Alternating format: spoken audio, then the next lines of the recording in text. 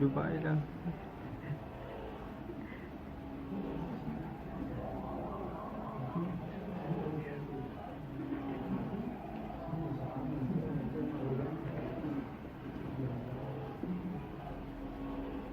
So that was just to explain to you a little bit about what Casela is. For those of you who know, or don't know, Casela in Mauritius is the only country in the world where you can swim with dolphins in the morning, have a camelback ride at midday in the safari, and then walk with lions in the afternoon. Can't do that anywhere else in the world. So it's something that Mauritius should be proud of. And this is what Casela, this is what we do. So, tourism.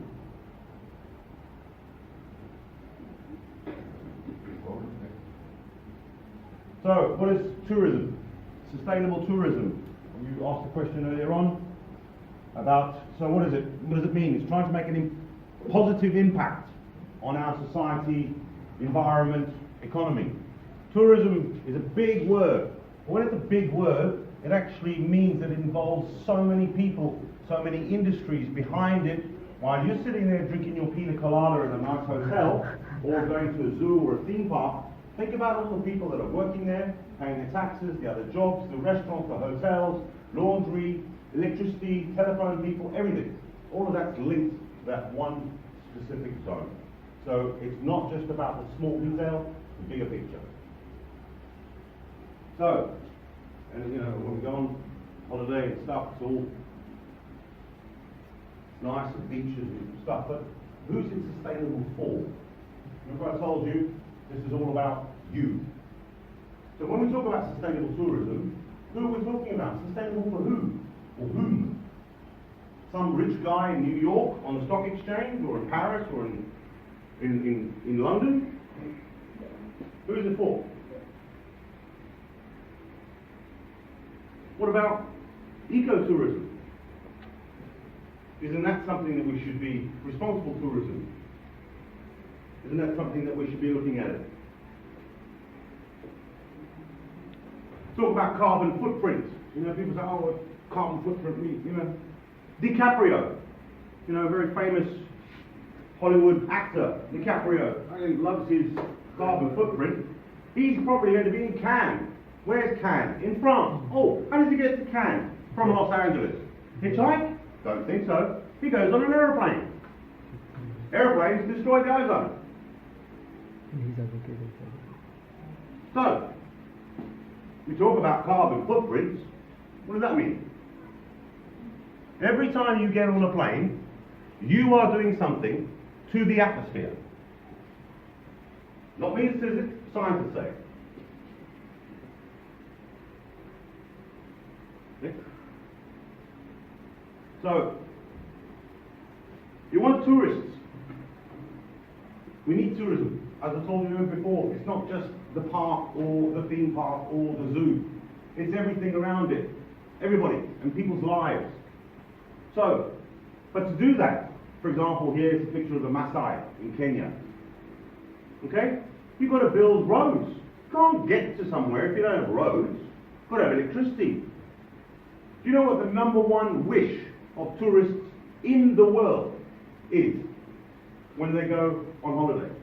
Do you know what the number one requirement, the number one wish, the number one I cannot do without? What is it? Wi-Fi. They don't care about the beds anymore. They don't care about the food anymore. They don't care about the beaches anymore. They want Wi-Fi. Wi-Fi. Got a heating. No. Heating, water, electricity. So, that's great. To sustain the Great Barrier Reef, I need tourism. I need companies paying taxes. I need workers to work so I can take money off them. But to go and do that, I've got to have a business, so I'm going to go and visit the coral reef. And the problem with the coral reef, yes, through tourism, but also the heating of the seas, but it's destroying the coral reef. So how, you know, where's the money going to come from to save it?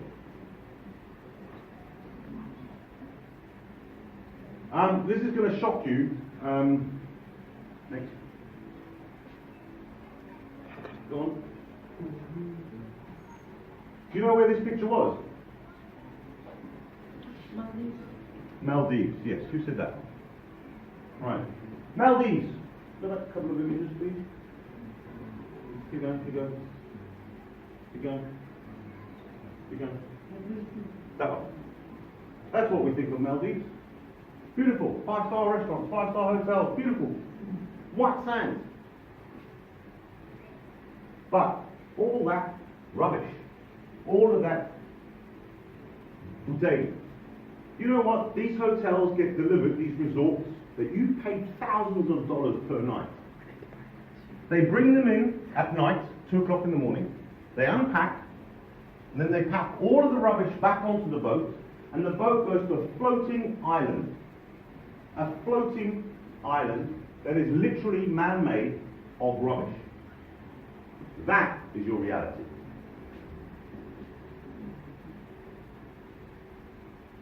Let me show you.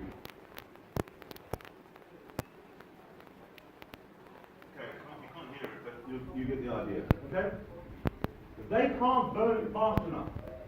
Oh, and by the way, no person from Maldives works there, all Bangladeshi or Pakistani people who actually live on their island, walk around barefoot, trying to burn the stuff that they can. That is reality.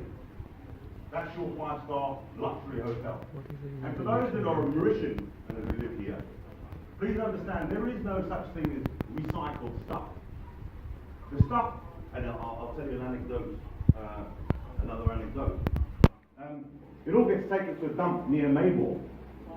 Hospital stuff, unhygienic stuff. It's a law in Mauritius that a company must have a specialised company to come and collect women's sanitary pads. Okay? Do you know what they do with it? They take the money from you as a company, because it's the law, and they put it in the rubbish with everything else. It's not burned. Just like that. You know what we can do? Have you seen Breaking Bad? There's like an acid, like it's dissolve everything. And you just you can do that. This is sounding really depressed today. You're not going to go on bloody holiday Reaction anymore. will not still. If it can decompose it badly, so. Okay. So, go back. Just a little anecdote. Little anecdote. There was a documentary in England a couple of years back, and this reporter wanted to find out what happened to his things. Because in England, in France, in Germany, you have brown rubbish bin, yellow rubbish bin, green rubbish bin, you've got stuff for organic stuff, plastics, paper. He wanted to know what went on, because he was paying taxes to get his rubbish collected. So he went to the local recycling plant and said, how much do you recycle? He said, well, about 25%. What? 25%? Well, what about the other 75%? Oh, we'll stick that in a container. What do you mean you stick it in a container? Okay, stick it in a container. And where do you ship that to? Indonesia. Or Africa. Depends. What? Cheaper. So, all of our rubbish in England, France, Germany, 75% of it goes to Indonesia, just gets dumped. Or another country. So, this journalist goes to Indonesia, goes to the port, asks the port to open, and he takes out a letter, Mrs. Smith, 10 White Lane, London. It's one of those mailing letters you get from the bank or something, or American Express. So he went, knocked on her door, ding dong, and said, Mrs. Smith, yes? Do you know what this is? And it's dated 4 weeks ago, 5 weeks ago. And she said, oh yeah, that's just mailing from my spam mail from my bank. I said, do you know where I found it? She said, no, in Indonesia. Okay? If you don't know, you can't react. And that's why today, this is very important. Social media, etc. But be careful of fake news, be careful of rubbish that's also posted on there. Because there is a whole lot of rubbish that's on this. Okay? But some of these things that you don't know about, and you go around maybe a little bit with the head in the cloud, it's not because you want to, it's because you don't know. Okay? So make sure you get yourself informed. So the country's economies have changed. You know, look at Mauritius. Mauritius is this tiny little country that was, you know, upheld from with English money, with European money, quotas. You know, do you know how much it costs to produce a ton of sugar in rupees? Do you know how much it costs? 15,000 rupees to produce. All right, 1 ton. So if the international market is selling it at 11,000 rupees, what's the company making as a loss? Huh? 15 minus 11, come on guys.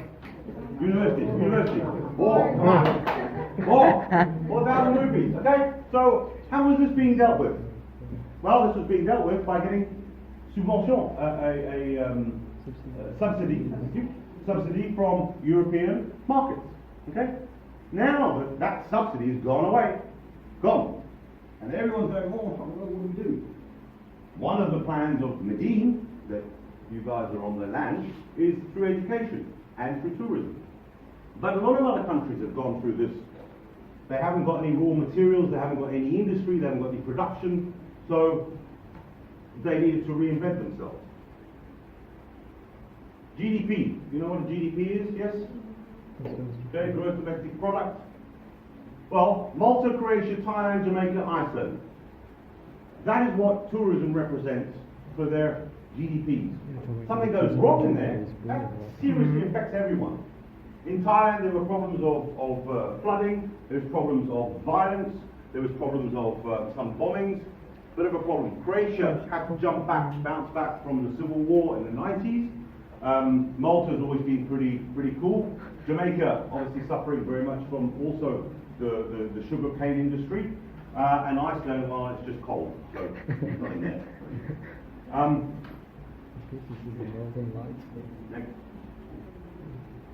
So, it should be that locals produce local products and that the local workers benefit.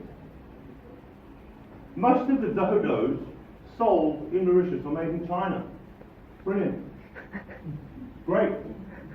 But then again, go back to what I said to you before. Are you going to pay 600 rupees, 15 euros, $15 for a dodo because it's stamped made in Mauritius? Or are you going to buy the one at 150 rupees, 3 euros, $3, because it's made in China and you don't really care?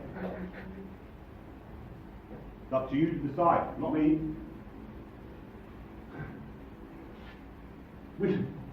Workers, we get the paradox of this.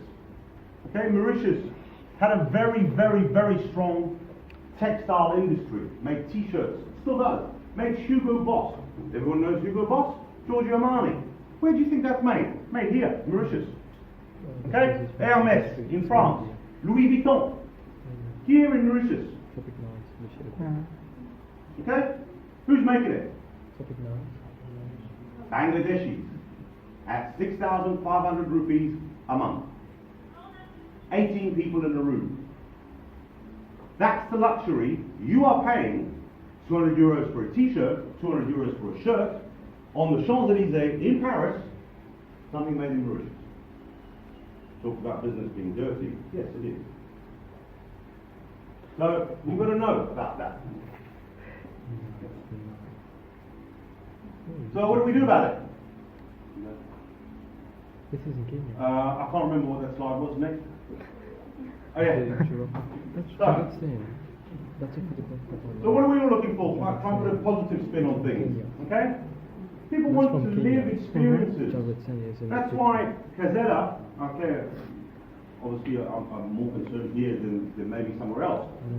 But it's about living that experience, that emotional journey that you're going to take. Be it with your children or your partner. Okay? There's not many places in the world that you can hand feed rhino, you know? You can see them in zoos. Well, where else can you actually feed them? Here in Mauritius. Where can you hand feed giraffe? You can do it in quite a few zoos. You pay for it. Okay? So it's people are looking for those things that are over and above, that hit you right in the emotional heart. Okay? To make it something special. unforgettable, unique. Okay, people are looking for that all the time.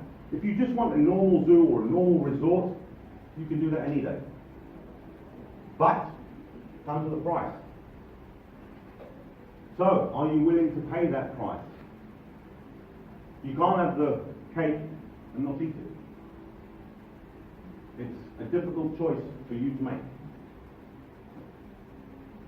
And in our world of today, and millennials, they don't want to work for stuff. They like to think that they are engaged. They will be outraged on Facebook. They'll be outraged on Instagram. They'll be the first to drop their paper on the floor. They'll be the first not to make their beds. And their parents have to say, make the bloody bed, make it rude. Okay? Spoiled. Okay? So, engaged, yes. Very easy sitting behind a keyboard or a telephone and screaming and shouting about something, but be prepared to do something about it. And news travels very fast. So, you know, tourism, things, events happen very fast. Speed of light. Oh, no. So the internet, it's a two-edged sword. Beforehand, you would go back to tourism, you go into a travel agency, and you'd say, I'd like to go on holiday. Everything. You'd look through it, looks nice, you'd go for it. Now, today, what do you guys do? You guys go on the internet, on your phone, your iPad, your tablet, whatever, and you'll have a look. What's there to do in Melbourne? What's there to do? Where to go? What hotel's the best? Where can I get the best deal? TripAdvisor, I'll go look on there. People want money for money, so they're going to compare. That's why companies like eBay, Voyage Privé, and others, Booking.com, Agoda.com, offering discounts. Because people want the best value for their money. Again, I go back to the analogy of the chicken or your t-shirt. What do you want? It is your choice. And then maybe if you can convince 10 of your friends to buy the same type of chicken, or the same t-shirt made in France, or made in England, or made in the US, or made in Germany, then maybe that's a good thing. Probably is a good thing. And maybe they can try and convince other people. But if you're going to do the same thing, don't cry about it. Don't cry about the situation of our world tomorrow. Because you are doing it. This is the world that's been given to you, and you have to deal with it.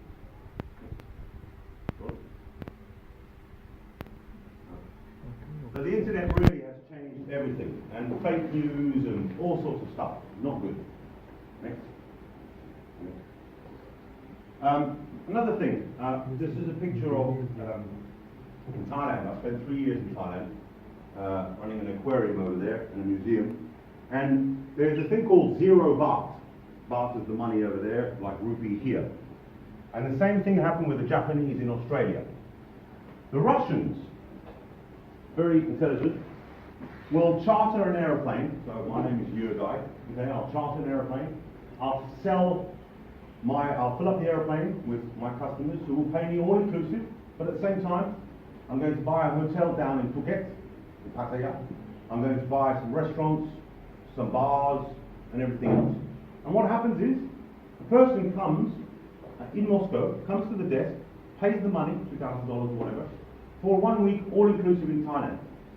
Not 1 centime, not 1 cent, not 1 penny, not 1 ruble, not 1 euro, nada goes into the Thai economy. Why? Because it all goes back to Russia. Why? Because they're the owners of the restaurant, the hotel, the limousine company, the car rental company, the airline, the restaurant, the bar, everything. Not 1 centime goes back. The Japanese did it in Australia as well, on the Gold Coast. So that's something also to understand. Go on, Nick. Go on. Go on. So do the locals profit? You know, Mauritius gets 1.3 million tourists. It's the same size as their population. Next. Next. We always say tourism we're thinking international tourists.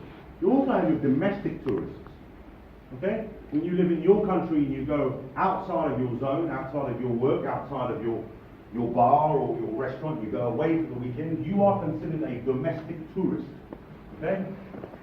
And that, you know, it's also an important part, because those people, you know how much they're earning because you live in that country. You know what their costumes and their traditions are. And for us at Casela, it gives us a chance to start educating people when they come through the door. I don't know if Mathieu and Claire mentioned, we do 30 to 40,000 school kids a year, Mauritians, and we try and educate them as much as we can. Because we know that investing in them, they will invest in themselves and their families later on. Okay? So, you asked about challenges earlier on. So, in Mauritius, in various other countries it depends. I mean, who's from Mauritius here? Please raise your hand. How many Mauritians? Okay. People from Kenya?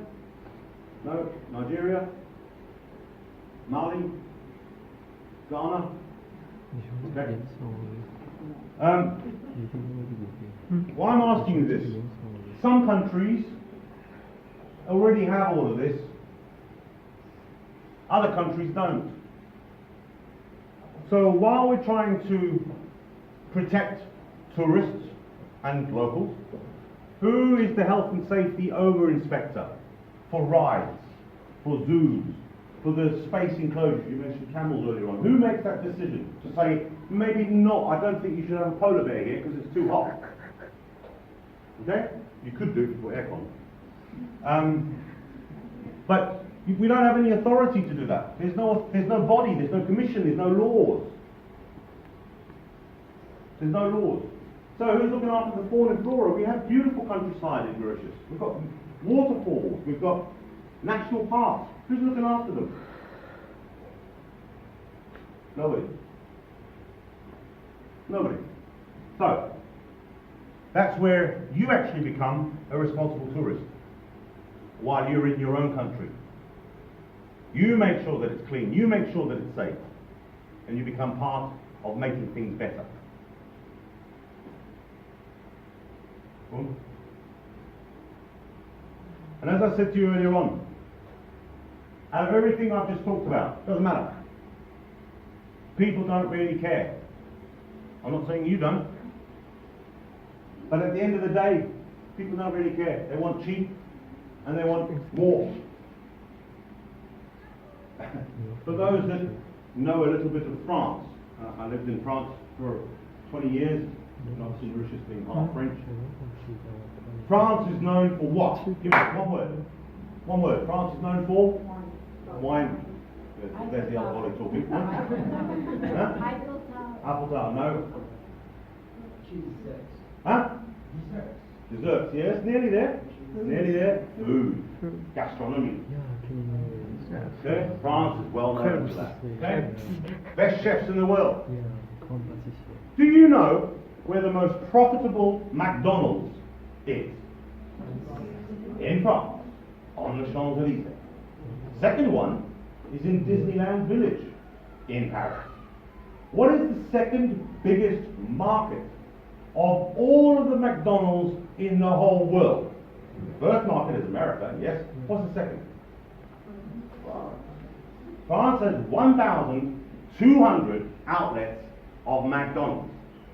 So the French can scream and shout about, oh, we don't like the malbouffe or the bad food and everything else. The fact and the reality is French people don't care. They go to a McDonald's because they want their kids to play, it's easy, it's fast food, boom, and it fills you up and you're gone. That's the reason. So, again, don't forget, no one cares. And I can turn that around to you and say, well, are you going to care? That choice, ladies and gentlemen, is up to you. Thank you. Any questions?